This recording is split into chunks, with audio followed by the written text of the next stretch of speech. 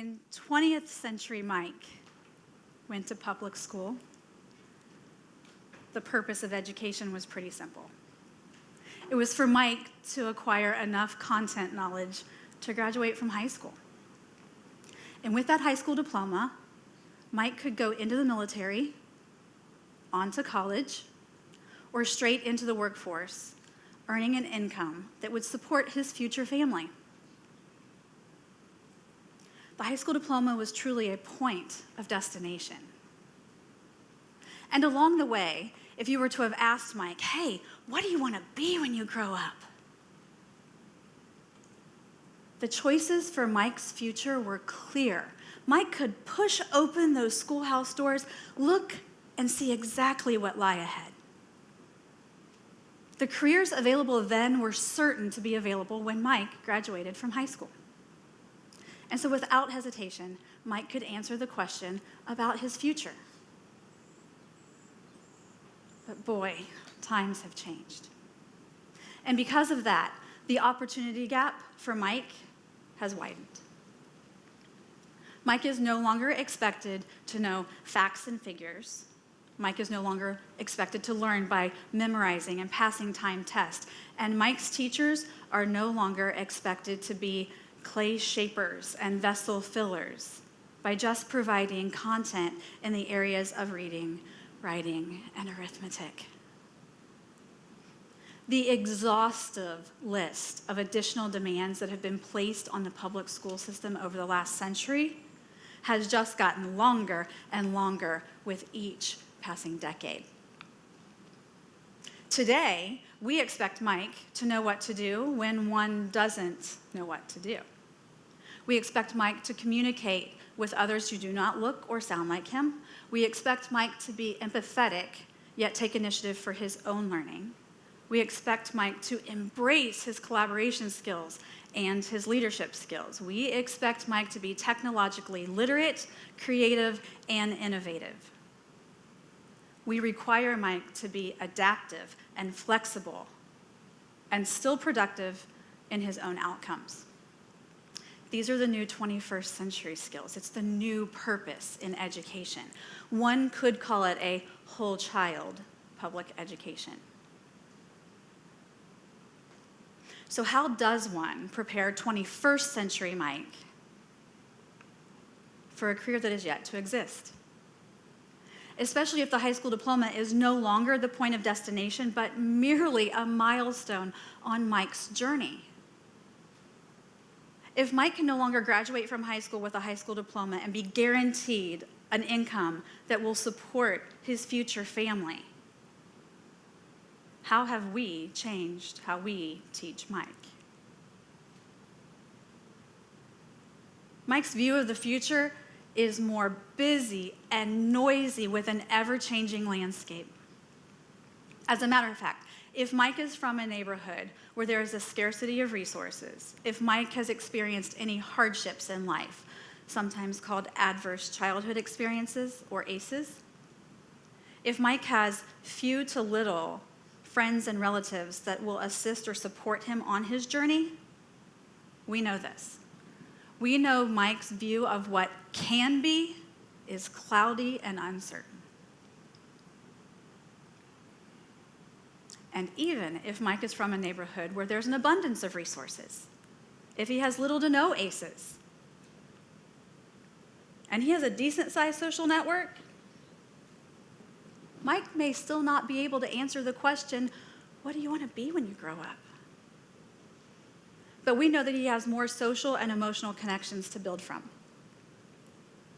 So if you are here and you are part of the educational world, you know that the current conversation around closing that opportunity gap in regard to social and emotional competencies revolves around 5 social and emotional competencies: social awareness, self-awareness, self-management, relationship skills, and decision-making skills. But there is a missing competency. I call it future self. We will never solve the opportunity gap without the ability to see oneself in the future. Do you remember what it was like to dream about your future? To close your eyes and see yourself in the future with detail? I was going to be the first female fighter pilot for the Air Force.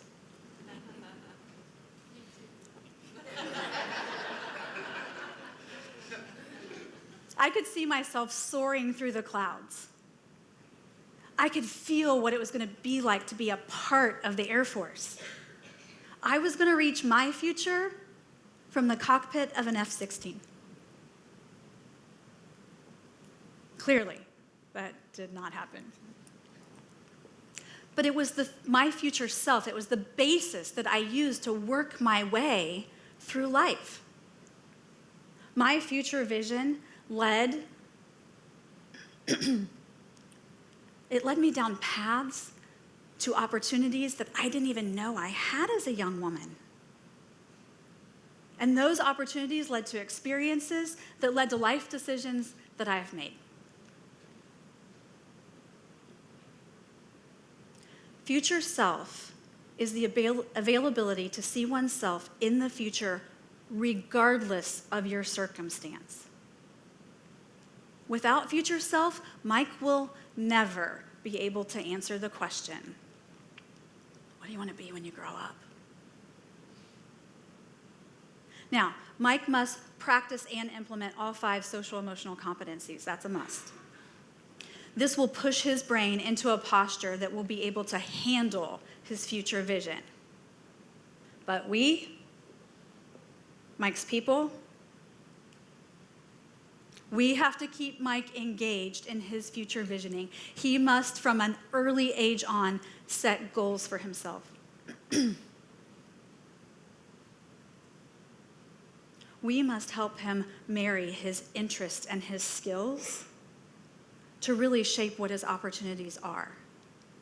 We must not only help him find his passion in life, we must help him find his passion about life.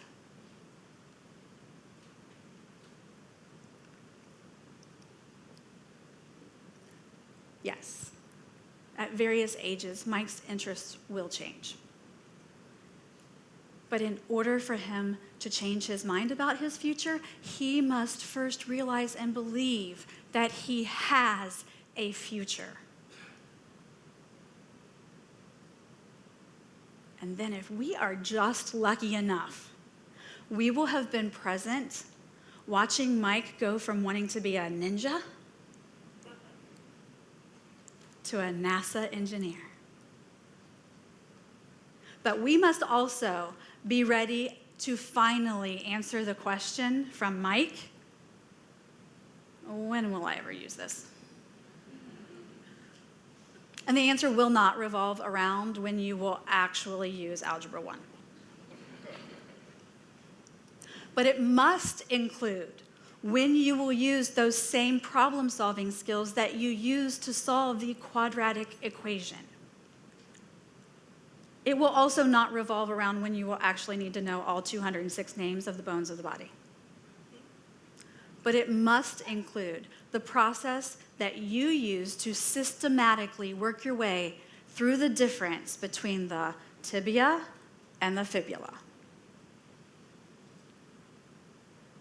The shift in education from knowing facts and figures to really understanding and knowing the hows and the whys. It's confused parents and grandparents for a few years now. And new math, good gravy. New math seems like it's been around for decades, right? Ask your parents and your grandparents. But it's the recent acknowledgement that there truly is a yesteryear's education before Google and a today's education after Google that has proven we do not need to know certain facts and figures when those pieces of information can be displayed to Mike with the touch of a screen or even spoken to him with a whisper to Alexa. And it's this new technology that has been the catalyst for the change in the purpose of education. And it's the rapid fire of the new technologies that is the large reason we truly don't know what careers will exist when Mike graduates from high school. But we know this. Mike must be socially and emotionally prepared. And in areas where life is hard, in neighborhoods where life is tougher than most, Mike must have all 6 social and emotional competencies.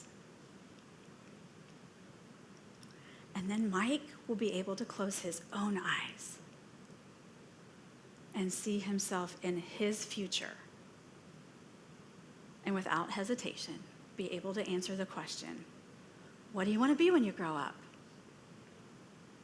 And as a matter of fact, Mike will not only be able to answer the question, he will likely have been the person who invented the career. Thank you.